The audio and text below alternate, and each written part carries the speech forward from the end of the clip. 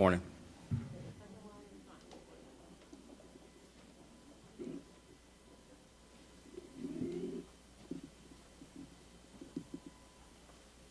Morning. Who we have standing here with us on the podium stage is First Deputy Superintendent Eric Carter, Chief of Detectives Brendan Dinahan, Chief of Constitutional Policing and Reform Angel Navales, Chief of Bureau of Internal Affairs Yolanda Talley, 10th District Commander William Bentecourt, and we don't have this, but Area 4 Deputy Chief Patrina Wines, and New Life Center Director Matt DiMatteo.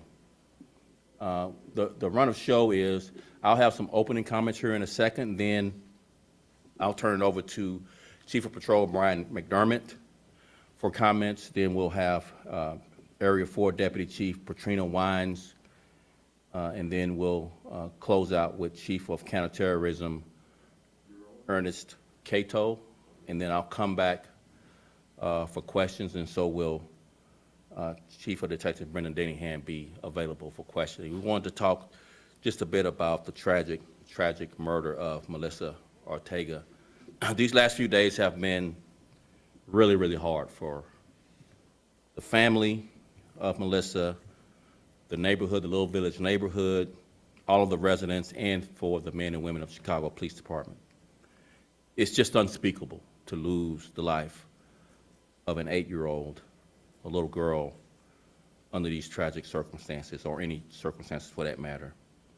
And we owe it to Melissa and her family and to this city to hold every person involved accountable. And we must seek justice for every Chicagoan living under the threat of gun violence every day. There are just no words when something like this happens, being so senseless and tragic, let alone to our children. But let this be the clarion call to all local, state, and federal legislators to join us in doing everything possible to fight gun violence. We must all, and I must say this again, this is really hard, but we must all rise to this occasion. Over the weekend, Melissa had her entire family stripped away in an instant. But the fact is, we have too many hard days just like this in Chicago. The Chicago Police Department will not stand for it. Our city will not stand for it, and neither will our community.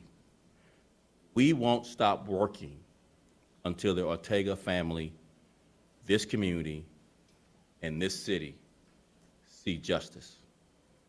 We are working closely with New Life Center Church and the Mexican Consulate to provide resources directly to the family and to the residents in the community.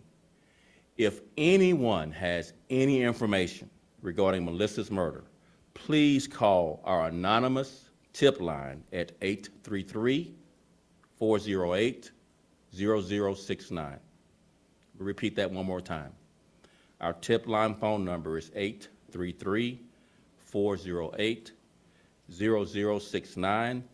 Any and all tips leading to either a conviction or an arrest will receive up to a $15,000 reward. We have to work together to make change. Every effort we make today impacts the safety of our city tomorrow. The future of Chicago, the future of every child in Chicago, is the responsibility of every Chicagoan. And with that, I'll turn it over to Chief of Patrol Brian McDermott. He's going to talk a little bit about our plans, our immediate plans in this Little Village community, and then we'll go into more comprehensive plans with the area deputy chief and with the chief of counterterrorism over our gang criminal networks division. Brian? Morning, everybody. Before I begin, I want to offer my sincere condolences to the family of Melissa Ortega, whose life was tragically taken from us on Saturday afternoon. I can only hope that this senseless violence makes everybody as sick to their stomach as I am. I can assure you that all CPD members take this as personally as I do. I can promise you one thing, that the Chicago Police Department will spare no expense and will dedicate every resource necessary to bring to justice these offenders who have no respect for the sanctity of human life. I will now speak briefly on the department's plans to address this heinous crime. Immediately following this incident, the department moved additional resources into the area to combat the gang violence, to target the involved gangs, and to help prevent any retaliatory shootings. The department has put together a comprehensive plan that brings together the resources of every bureau in the department, including the Bureau of Patrol, the Bureau of Detectives, the Bureau of Counterterrorism, including gangs, narcotics, troubled buildings, and the Office of Community Policing. Specialized units from across the city will saturate the area in the coming days and weeks to vigorously address the gang conflict that caused Melissa's death. At this time, I ask anyone with information on Melissa's death to contact cpdtip.org or to contact Area 4 detectives. At this time, I'll turn it over to Area 4 Deputy Chief Katrina Wines.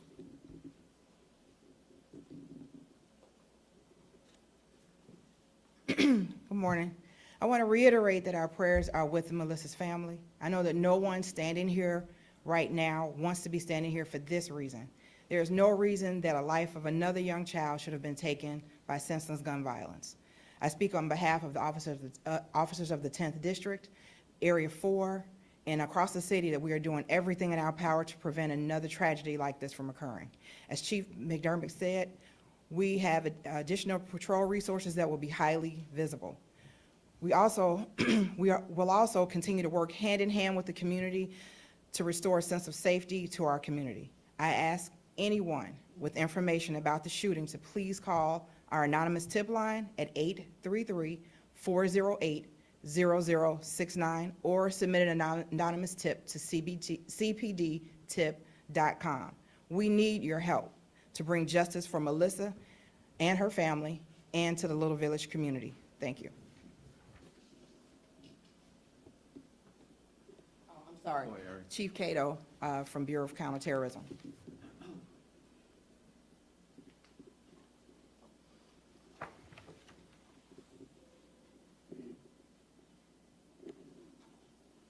Good morning, everyone. Senseless murder of Melissa Ortega weighs heavily on all of us.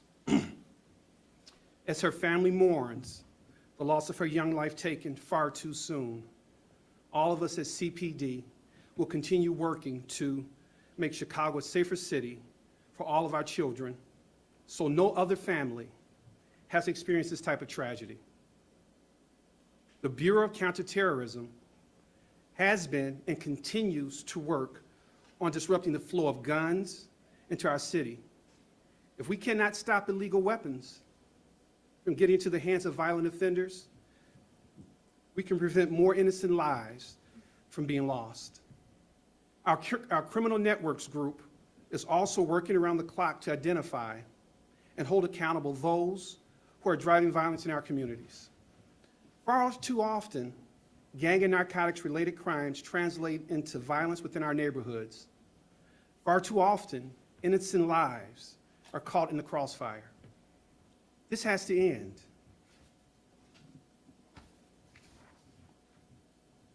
Our strategy to focus on gang enforcement in Little Village.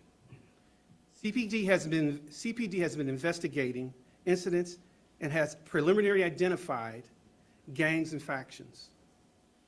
Collaboration efforts. Inter-department collaboration with district level, area level, detectives, Bureau of Counterterrorism, and community policing. Collaboration with our federal partners. Collaboration with community organizations and violence disruptors. We will work this as one team. There'll be no boundaries among us to actually solve this. But the goal is to let those in our communities know that we stand with them. Our goal is to let these gang members know that we will reach out to them to place them in custody or to find some form of help for them also while we do so. Our deployment strategies in this area: increase district and area patrols focusing on high visibility, street level missions, which includes seatbelt safety missions, traffic missions, and et cetera. Utilizing police presence as a deterrent strategy, our gang and firearm investigations and narcotics investigations will be deployed to the area to focus on firearm and narcotics activities, as well as actionable intelligence gathering for target arrests to decrease impact of drivers of violence. Community policing officers and district coordination officers will work with community organizations and outreach workers to disrupt violence and conduct positive loitering missions. Again, this will be a one-team effect, not only with police, but with organizations who are also tired with the violence within our communities.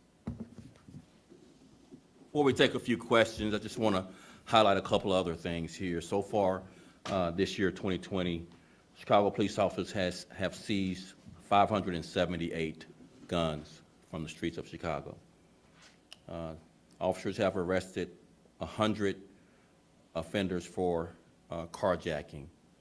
And year-to-date, the gang work group activity has 141 raids, 41 arrests of gang members, over $6 million of U.S. currency seized from gang members, and over 101 guns seized from gang members through 15 different search warrants. And with that, I'll take a few questions. There's some information circulating online, I don't use Messenger, that there's video of the Ortega shooting, and she's holding hands with the person she was walking with, and it was like very clear there was a little girl in sight, and that the shooter didn't care. Can you verify if there's video and that that's kind of the essence of what it does? The information we have related to this investigation is very delicate right now. We do have people cooperating with us right now, and we do have very strong leads. We don't want to put out any information that would jeopardize bringing this offender to justice as quickly as we can. So we're going to withhold verifying any evidence of this at this point, but we hope to soon come to you with some resolution to this investigation. Superintendent, were you aware of these gang conflicts over here? And if so, why react after these shootings? Why not saturate the area with the patrols to try to prevent them? So these are historic gang conflicts. You know, breaking news, there's gangs in Chicago, right? And they have historic conflicts that go back decades. And it's one of the reasons why I recounted some of our gang divisions' activity. They've conducted 141 raids of gangs so far this year and made 41 arrests of gang members and seized over $6 million in U.S. currency along with 101 weapons and conducted 15 search warrants. So yes, we have been actively pursuing these gangs. Each of those activity data sets that I recounted to you are several 100% increase over previous years. So we've turned up the heat on gangs in this city, and we will continue to do that. But this special focus is purposeful because of an 8-year-old, repeat that, an 8-year-old is senselessly killed in our city. So I think it's quite appropriate that we raise the level of resources, our sense of urgency, to send an even stronger message to gangs, particularly in the Little Village neighborhood, that this behavior will be met with swift justice. It'll be constitutional. We won't break any laws to bring justice.